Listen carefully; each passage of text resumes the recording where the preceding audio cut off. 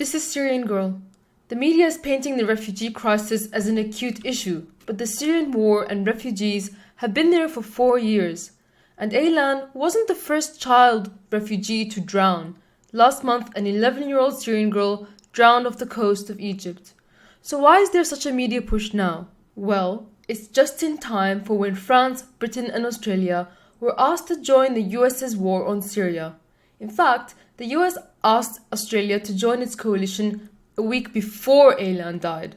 So they're using sympathy for this child's death to drop bombs on more children while crying crocodile tears over them as they run from those bombs. Just look at this headline from The Sun. Bomb Syria for Aylan. You'd think they'd make themselves less obvious. This is the city that Aylan comes from. The area was bombed to smithereens by the US.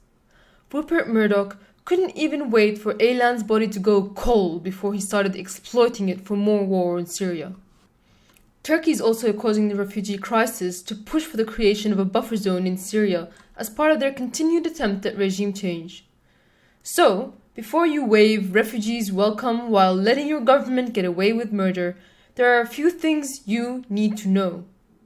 The whole Syrian war and refugees were caused in the first place because the US and NATO backed Islamist rebels in Syria in 2011. In spite of this, politicians and the mass media are blaming the Syrian President Assad for Europe's entire refugee crisis and using that to convince people that there needs to be a war in Syria. But how can Assad be blamed for the entire refugee crisis when the majority of refugees aren't even Syrian, but either poor immigrant workers or refugees from other wars such as Iraq, Afghanistan, Somalia, and Libya, all the other places that have suffered US interventions in recent years? Yet the media labels them all Syrian anyway to convince Europeans that this problem can be solved by intervention in Syria. They even go as far as to label sub-Saharan Africans as Syrian because they believe their viewers are too ignorant to notice the difference. How racist do you have to be to confuse Asia with Africa? Romania's Coast Guard rescued 70 migrants, mostly Syrians and Iraqis, packed onto a small fishing boat that was in danger of sinking as they attempted to make the crossing to Europe in stormy seas on Saturday. The number of Syrian refugees is also being falsely conflated because other immigrants and refugees are simply claiming to be Syrian and throwing their original passports away. Pakistani and Bangladeshi passports are being found discarded near border crossings. Complete is here, 29%. We're just 4 Syrian We're just people. 4 Syria people. Syria, all Iraq. 25 in Iraq. Iraq. All the rest of them are Iraqi? And they said I don't have passport. I don't have anything to say who I am. So I'm Syrian. Where's your passport? I don't have, because the government in Germany allowed everything for the Syrian people. You get house, you get money, you get food. So it pays to be Syrian. Yes. And some European politicians are exploiting the war in Syria to push for an open border immigration policy. So was it the Syrian government that caused these refugees? Or was it these same politicians and their liberal interventionists that are now crying over the refugees' deaths? People like Angelina Jolie, ironically the ambassador of the UN refugee program, caused these African refugees to drown off the coast of Libya because she supported the Libyan rebels who ethnically cleansed them. It was also Amnesty International who claimed Gaddafi was using black immigrants as mercenaries, which resulted in their ethnic cleansing. Now Amnesty International are raking in the donations over their deaths. It was these same liberal interventionists who in 2011 supported al-Qaeda-affiliated rebels in Syria, and they dare yell, "Shame, shame, shame," for not letting in the Syrian refugees. How about shame on you for ruining our beautiful country? The refugee crisis didn't start when Syrians tried to cross into Europe, but when Europeans tried to cross into Syria to join ISIS. Syrians are being pushed out of their country while multinational Islamic State moves in from all over the world. But the so-called coalition on ISIS is a lie. The US and its allies have no intention of actually defeating ISIS. Instead of working with the Syrian army, the only force capable of fighting ISIS on the ground, they are preventing the Syrian army from doing their job. Only 4 years ago, Syria was a well-off and prosperous country that even accepted 2 million Iraqi refugees. Now, we've become the refugees. Syrian refugees want your help, yes, but to get back home to their own country.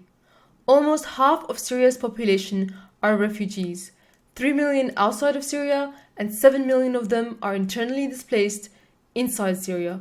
Shouting refugees welcome, while well-meaning, is not enough. You're not going to be able to airlift 10 million Syrians into Europe. Displacing them further from their country is not ideal for anyone. The refugees want to come home. Hear them out for yourself. حلمي هو إنه ترجع سوريا مثل ما كانت، لأنه أنا أول الناس اللي راح أرجع لها، لأنه بعد سوريا ما في، مهما طلعت وفتلت بعدها ما في. My name is Rena. I wish to come back to the lovely country when the war will end. I like the war to be end. Just I can go to see my friends and my family in Syria. أمر خارجي بتمويل خارجي بس نحن عايشين وراح نرجع. What's happening now? Happening by foreign hands. We are the Syrian. We are a good people, and we wanna complete our life in Syria.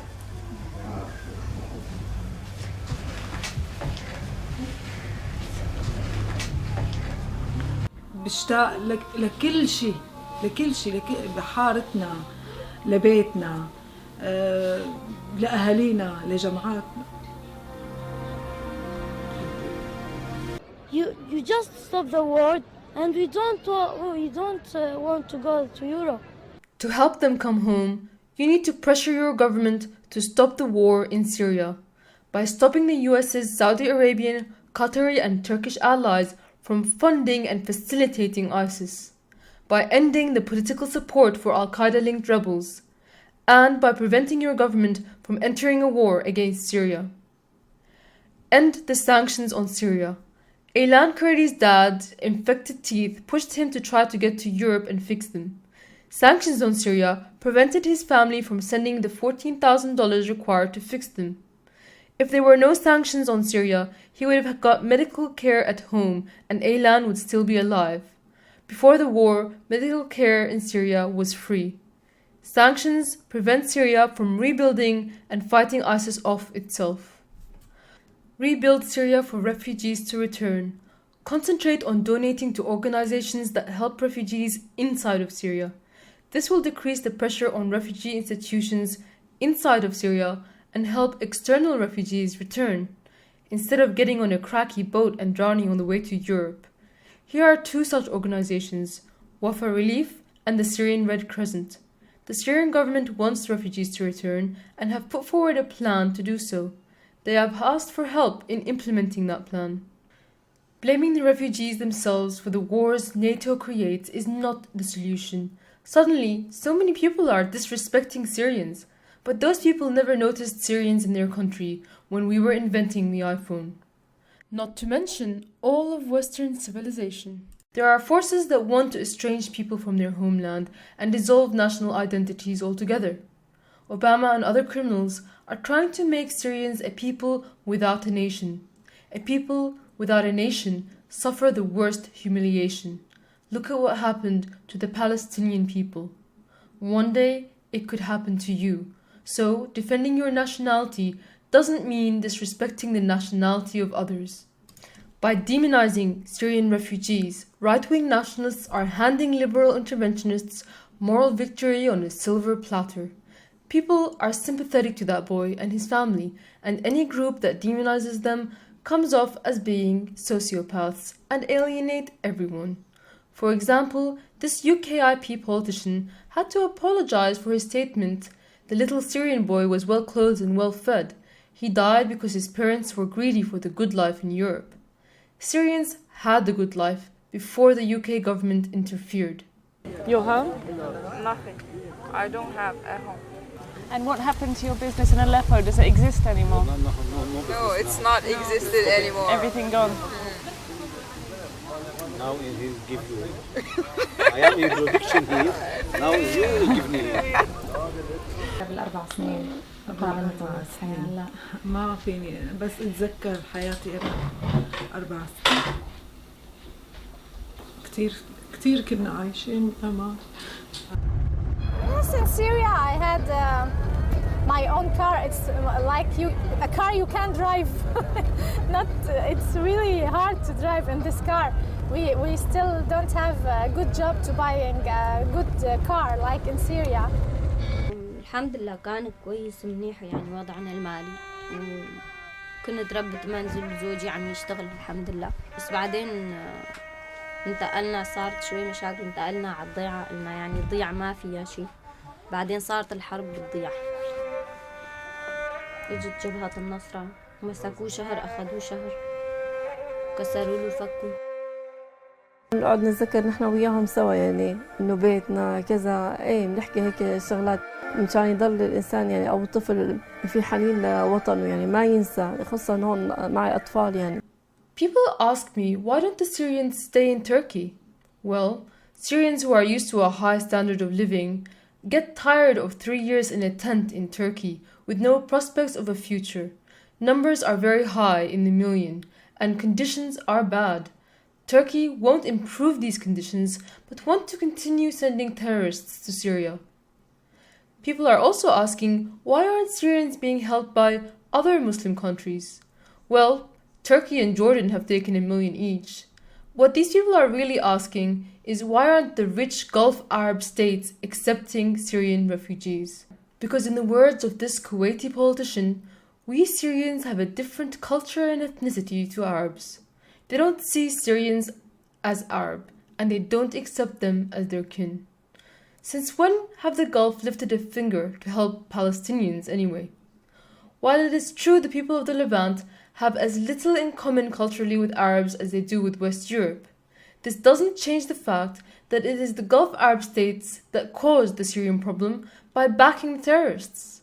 They won't invest in helping Syrian refugees because they are busy spending the money on ISIS and buying golden toilets. But why doesn't Israel take any refugees? After all, it's on Syria's border and it's in the Levant, Syrian people's historical land. Israel is greyed out in this image, as if it doesn't even warrant consideration. I guess Israel is the only country in the world that's allowed to be racist. It's funny to hear Zionists talk about how Europe needs to accept Syrian refugees when they won't even let Palestinian refugees return to their own homes and villages. I've also heard, why Germany, not Greece? Well, I'll let this Syrian refugee tell you. والسبب هو انه ما تميت باليونان لانه ما بتقدم اي مساعدات ولا فيها شغل، لانه هي يعني ما خرجت تساعد شعبها لتساعدنا. The most honorable are the Syrians still in Syria fighting for their country. But how can one blame those that run if they themselves aren't fighting with a gun in their hand? It's time to point that finger inward. Save your nation and stop your governments from starting these wars.